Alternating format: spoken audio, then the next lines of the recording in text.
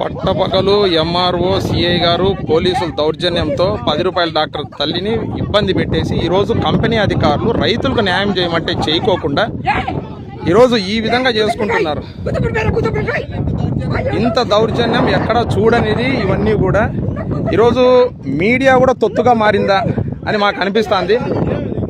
అందువల్ల ప్రజలు దీనికి న్యాయం చేయాలా, రైతుల కోసం పోరాడుతున్నాం. ఇప్పుడు చూడండి, ఎదురుగా అక్కడ టవర్స్ ఉన్నాయి. ఆ టవర్స్ రైతులందరికీ న్యాయం చేయమని అడిగితే రైతులు మా ఉచ్చలు తాగుతున్నారని చెప్పి కంపెనీ అధికారులు కూర్చున్న కూతలు.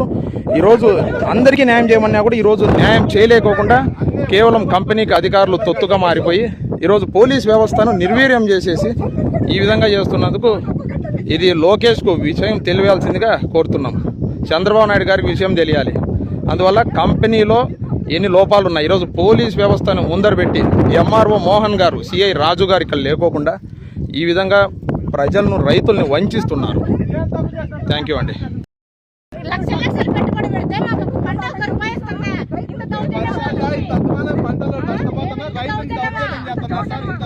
రైతులంటే